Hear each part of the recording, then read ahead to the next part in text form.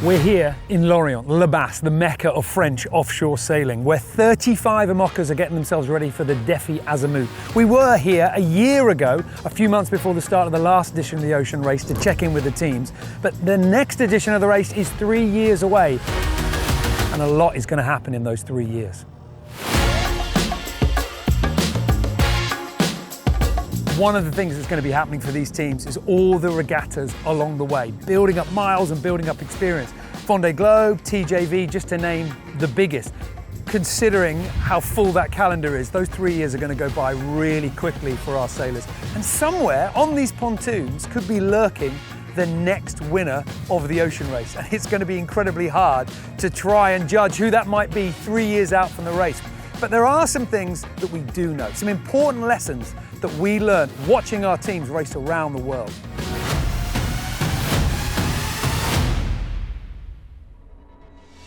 One of those big lessons is the shape of your boat. What's the right way to build an IMOCA? And I think a lot of people are going to be looking at Team Militia and how that boat was constructed. Now, not this Team Militia, not the one that Boris Herrmann first took. I mean the one that he built himself. This Team Militia, Sea Explorer, the one from the last edition of the Ocean Race. When this boat was launched, it turned an awful lot of heads. Everyone had an opinion as to whether this boat was too heavy, too big, too bulbous, or did they get it just right? I think this boat proved its worth. The bow, it was huge, it was colossal, and we knew that that was going to come into play in terms of stopping those nosedives, and it did, but crucially, it didn't seem to hamper them that much in the light winds.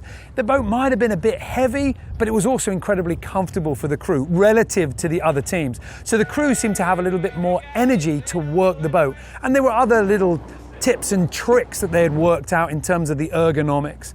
But my question is, what will we see from the IMOCAs that are being designed now and being launched for the next edition of the Ocean Race? How much of this boat is going to be in their designs? We've got to figure out how to sail it short-handed now rather than with a nice big crew. How to make the life easier. Having done that lap of the planet now, having done an edition of the Ocean Race, if you were going to design an IMOCA now, what would you do? What would you go? Because obviously Militia is in one sort of corner, if you like. Some other boats are following it. Yeah. Is that the right way to go? It's a good question, I think. I think we were the happiest on board in the in the whole race. You know, we really appreciated having a boat with a lot more space, just kind of really taking comfort into the performance side of things and saying it's something that's very important and what we kind of thought was more important than the others. I think it would look something similar to this. I don't think we were too far from it. There's definitely different new hull shapes and concept on the foils that always change everything. So we're definitely full of ideas in our head. We had a long time to chat about what we would change on the boat, yeah, and what we would do for the next one or for another lap of the planet with the crew. And yeah, I think the experience we have from this race we can definitely apply to making something extra cool for the next one. Hello! How are you? I'm good. Hey, buddy. You guys going out today, or are you just been a bit pottering? We went out yesterday. We might have one thing to test before Thursday, but we'll see. What's the one thing? Can you tell me? No. No, okay, fine. I'll tell you if that person wasn't there. Okay, fine. Now here is a boat that gives you a good idea as to how far the designers are willing to push things in that search for speed. This is Chiral, and it was quite controversial when it was launched, but I'll come to the reasoning to exactly why in a minute. But there's so many interesting little innovative ideas that go into this boat. The first thing, just look at the boom. Where is it? I mean, it's hiding in there. They've linked that sail shape all the way down to the deck so they don't get any tip loss underneath that boom, any wash away from the breeze. It's been a long time since I've had to pretend that I understood all of that stuff from my yacht design degree, but trust me, if you can do that and you can do it neatly, it does give you quite a bit more power. But the really controversial bit, the really interesting thing is what they were doing with the rudders. So on a standard IMOCA, the rudders are quite far left, they're quite far right. The further outboard you get them, then the more kind of steering, righting power it gives you. But have a look at Chiral. They've got theirs right in the middle. And it's not only that, they come out at a big V. And the big thing with the IMOCAs is that nose diving. You get up on the foils and you just go forward. You want something lifting you at the back. Almost all the IMOCAs have to just rely on the back of the hull, just skimming along the water and that just bouncing you up. But it is risky, and we have seen the nose dives that can happen when you're trying to find that perfect balance point. For this boat, they try and put their rudders out, and that giving them a little bit of riding stability. It was controversial. Certain people thought that it was well outside of the rules, but they spotted an opportunity, a wrong wording perhaps, in the class rules that allowed them to do this. And that's pretty brave and very, very gutsy, and a really good indication of what the designers are looking for. Here's a really good boat to see how far the IMOCA class has come in a short space of time. This is Hublot, but you might know it better by its old name, Hugo Boss. This is Alex Thompson's last IMOCA, built in 2019. And when it came out with that black and the pink colours, it was an amazing looking boat and radical as well in its design. It was, I think it's the first one to be fully enclosed. Everything that you're doing was down below in the apparent safety of the cockpit. But we've seen a lot of that now. It's just starting to look a little bit dated now that we've got all the way to 2023. I mean, the foils here coming out through the deck, you don't see too much of that anymore. It's all enclosed in a wet box inside the hull. People deciding that's a little bit more efficient. The technology is moving so quickly that already just a few of its curves and a few of its lines just starting to look a little bit old-fashioned. It's interesting being here and having a look at the boats and seeing how the new designs have come out. We just had a look at like Johan Richom's boat, Massif, you know, like there's some really interesting boats, really interesting boats. Having done the ocean race and having done all that, and obviously all the miles that you get, where do you think the class is going to be? You know, 3 years out from the next edition of the ocean race, what kind of crazy machines are we going to see? I think the platform, the hull of the boat are not so different. It's more rocker on the back. But they did a huge progress in the foil, in terms of foils. And that means, for example, Biotherm for the next one could be a good boat if we change just maybe a part of the hull and if we change the foil. So that's good for us because it's really hard to build a boat. It takes a lot of time. And me, I prefer to sail and train. And so if we can do and be competitive with Biotherm on the next one to modify this boat, it will be perfect. And that's quite normal. Like people modify their boats a lot. You know, you don't just build one, okay, new one. Yeah, that's the spirit of IMOCA. The DNA of IMOCA is a prototype, so it's a new system every time. The new boats are amazing.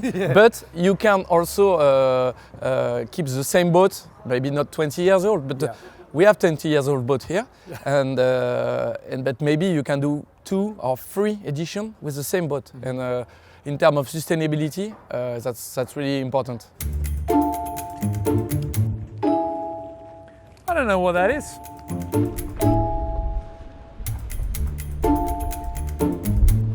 A perfect example of how the IMOCA fleet is constantly evolving is this that I'm sitting on right now. This is the bulb at the bottom of the keel for Militia, and this did the last ocean race. But it's off now, and a new one is on, because they've changed shape. Maybe it's bigger, maybe it's smaller, longer, shorter. Something about that boat and how it performed meant that they've decided that there was a major tweak to make. But they're not the only team that does it. All of the IMOCAs here at the Bass, they're constantly looking for a way to try and make their already incredibly high performance boats just that little bit quicker. It's nice. Yeah, it's cool. Yeah. Do you want to jump on?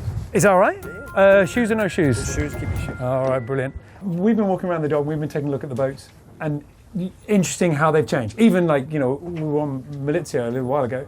Amazing how the boats that have just done the ocean race have already been evolving and changing and changing. Do you find yourself, walking around, okay, they got one of those, and Yeah, I mean, we're always looking at each other, looking at everything. I mean, Biotherm is a sister ship to our boat. but with a completely different technical team and completely different vision from Paul. It was made a couple of years later, so there's a few things that are different. I saw them coming over to the boat earlier, looking at a few things, taking a few photos. And we do the same over there, and it's definitely. I mean, there's loads of things to learn. They're not all identical, but there's definitely things. Whether it's a chart table seat, I've had a few people say, "Oh, Sam, I saw a photo of your seat. Can I come check that out?" It doesn't feel like you have to necessarily be that protective of your intellectual property, because if somebody jumped on board this boat, that doesn't mean they'd be able to sail it as well as you. The sailor is still that linchpin. Yeah, and there's things. My chart table sheet it's nice, but and I'm happy to share it in return for other information. But all the data we've been stacking and like stocking and how we trim our foils and what sails we've got and what the thought process behind all those choices were, it's going to be a little harder to get out of people. I mean, there's other projects where you don't go anywhere near the boat and you don't touch it, and they look at you funny if you take a picture. And there's other people, oh, come on board, have a look around. So it depends. Yeah, it depends on the projects and the skippers we're with. One of the other things that was clear to see from the last edition of the Ocean Race was that it was sailors that make the difference. It's not boats, it's not equipment. For the winning team, getting the right combination of sailors together, working at their best, that's what made the victory. And if you've got that winning combination of sailors that know how to get the very best out of each other, it means that when the chips are down and your mast is breaking, your sails are ripping, your foils have gone wrong, there's lines breaking all over the boat, something means that you can still push forward. Cast your mind back to that long Southern Ocean leg, and for 11th Hour Racing Team, when everything was going wrong for them, they had all the reasons that they could ever need to retire from that leg. But they managed to make it work. They managed to dig deep and nurse the boat and themselves all the way to the finish line for those extra precious few points. Points that in the end made all the difference. I think with any project you can't think about the end. You just have to, it's the cherry on the cake if you do get it. It's just one of the most amazing feelings, of satisfaction, relief as well. Relief as well is a huge feeling, because there's so much build up, there's so much stress, there's pressure, there's everything that goes along with it. It's big teams, it's big money, it's big pressure, and on the sailing team it's a lot of stress and pressure to perform all the time. So it's dealing with that and trying to keep yourself going, keep the team going, and that's where a good team really comes through, because at a certain point individuals aren't going to change anything. It's the team coming together, and you almost get to a point where it's the feeling as the team, not as the individual.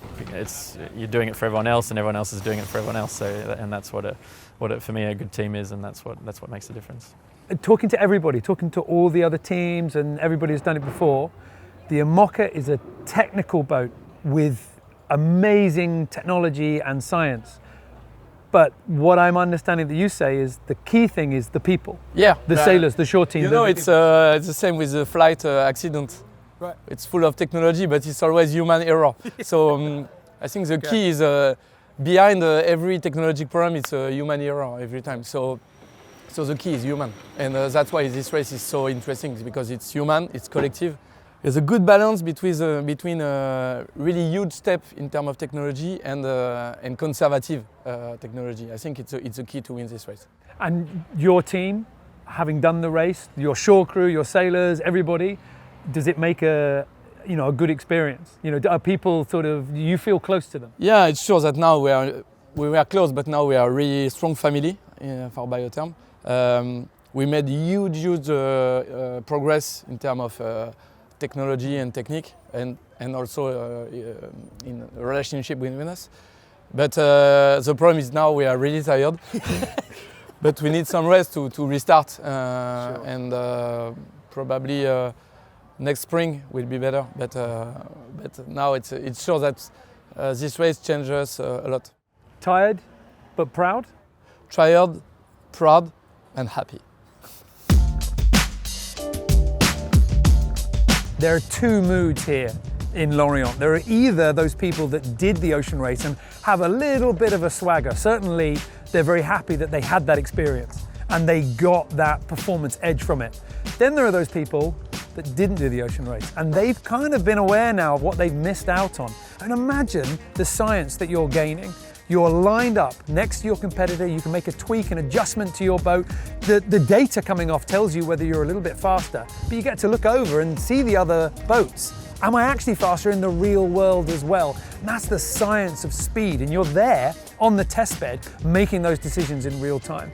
That's why we are seeing those teams coming from the ocean race already confident in the decisions that they need to take to make them faster for the future.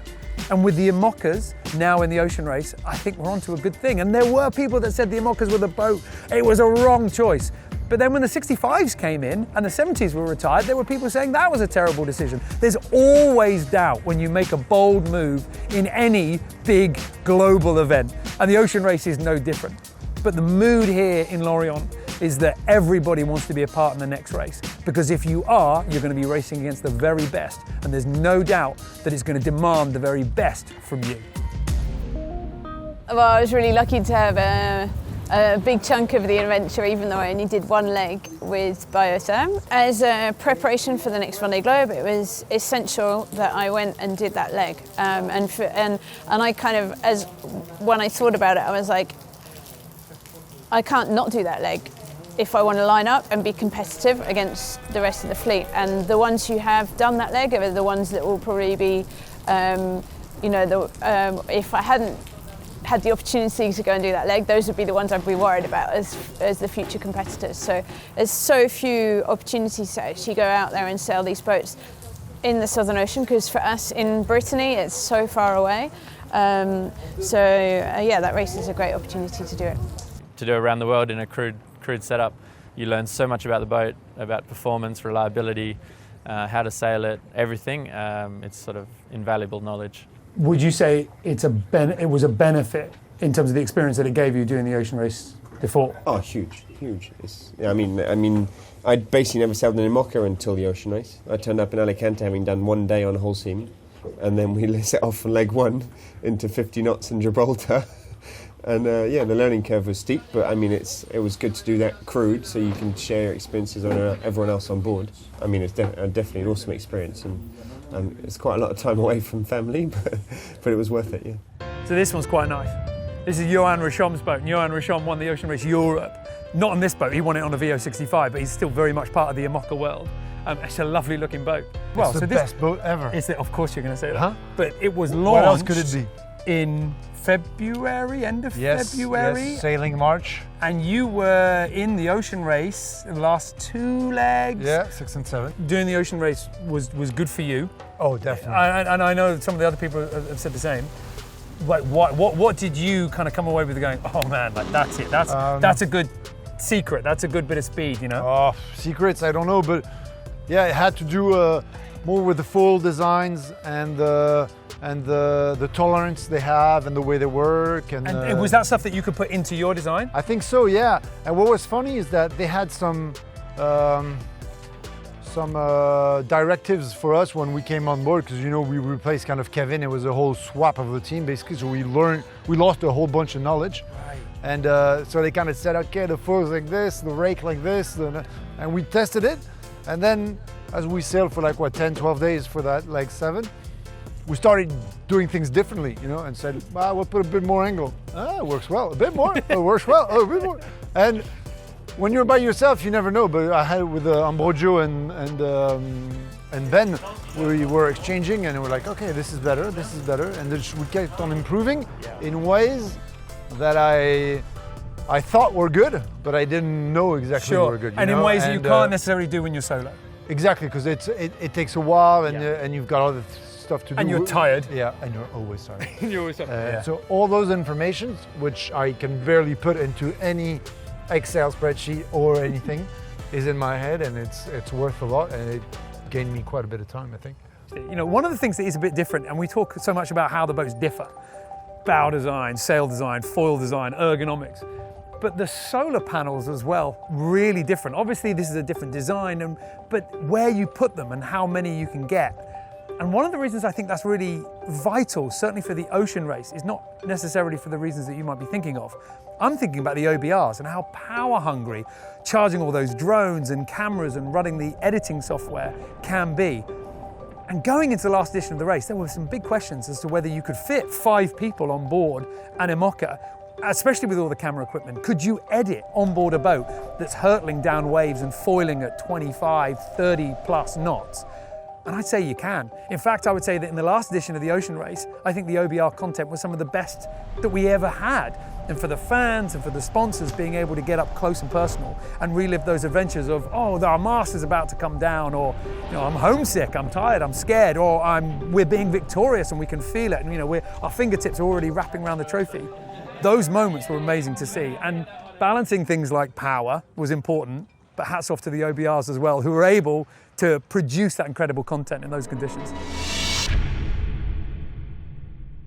It's not always the most beautiful weather here in Brittany, so while the rain is coming down and the sailors are all taking shelter on their boats, we snuck into the media centre, and who should we bump into here but one of the OBRs from the previous edition. Anne was OBR on board Biotherm, and we were thinking a lot about the OBRs and what a good job you guys did as well, but a lot of people didn't think it was going to be possible to edit, to record everything, to be 5 people on an IMOCA. Were you surprised as to how well you guys did?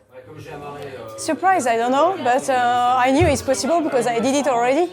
What I never did before the Ocean Race was to edit every day and to provide every day a footage on time at 8 and at 12.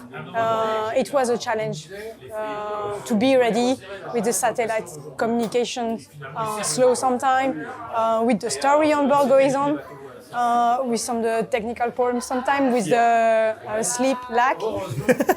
But how did you do it? Because I've seen like editing stations here where people are working and it's 2 screens and it's all sort of set up. None of that on board. No, of course not. On IMOCA it's so bumpy,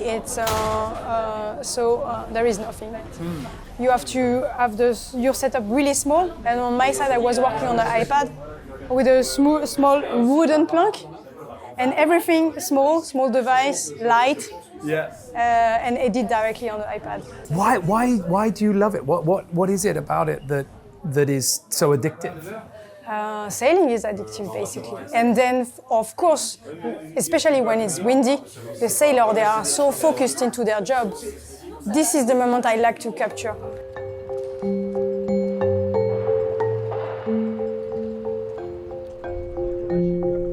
Being gently caressed by the foil. It's nice. Till the spiky bit gets me.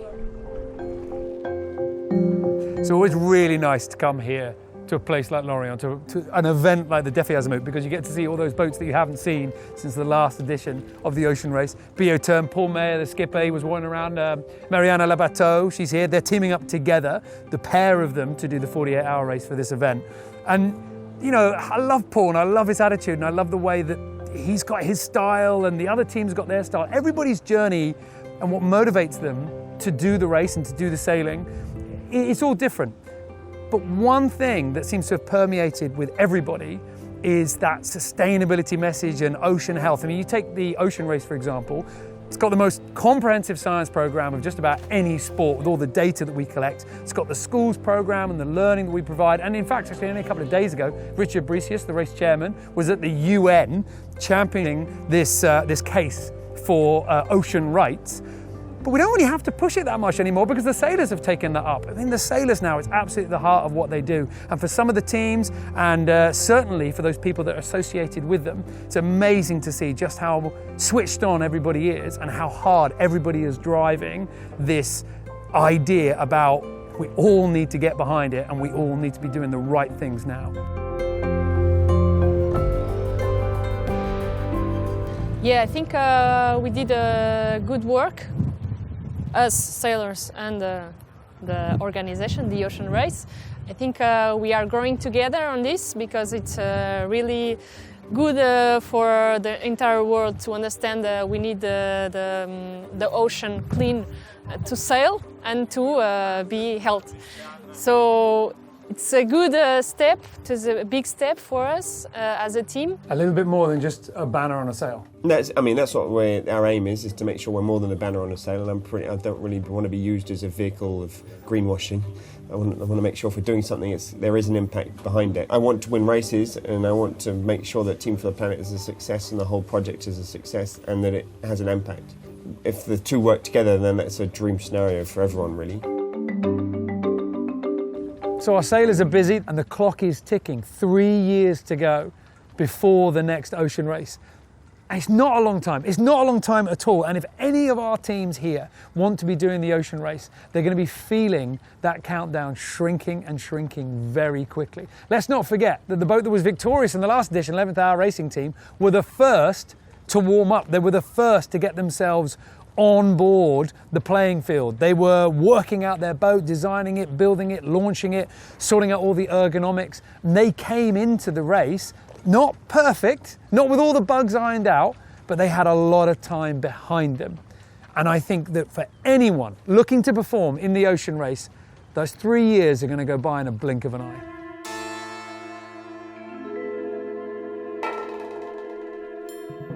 Is 3 years a long time? Like 3 years from now to the start of the next edition of the race? Yes, but no. That's always the thing. It feels like a long way away, but in reality, you know, especially if there's a team that builds a new boat, right, you know, that's a year already in build. You know, the lead up time, time goes very, very quickly. It's all about time management, really. It's who can manage their time the best to, you know, decide what they feel is the most important factors of the project and use their time the best to deal with that. If you want to be competitive in 2027, you have to start thinking about it now and start thinking about building or buying a boat, for sure. There's definitely a few elements to winning an ocean race, of which one of them is technical. You need a boat that goes fast, and the other one is human. You need a team that can stick together for the whole race. I think that's what 11th Hour did really well. Is they didn't go after a great start, but they stuck with it, stuck hard, and made it come good all the way to the finish compared to other teams that exploded around them. Putting all that in place is, I mean, it takes time. You have to think about it. It's many things. If you arrive to build a crew and short team with many experience, and to manage that, it's perfect. French spirit, people from experience of America's Cup, and to bring energy, and a good team spirit management. I think is the key. Now, everyone's quite excited about the ocean race. The last race, I think it was quite an unknown, I guess, with doing the race in crude setup with a single-handed boat, and it worked really well, and everyone saw the racing was fantastic, and I think got a lot of people interested in it for the next one. And I've had feedback from the meetings and what's been going on over the last couple of days of how impressed the teams that weren't there to see it in person and as it was happening at the presentations and the ambitions for the next event. And so I think it's really important that the two worlds do collide in person as much as possible. It's for sure going to get more people interested in the next edition, and maybe the Ocean Race Europe will be a good taster and could be a good test to hook new teams into coming and doing the whole trip around the planet next time. Personally, if I had my own project, I think to win the Vendée Globe, to compete with an objective to win the ocean race is a very, very strong objective to have.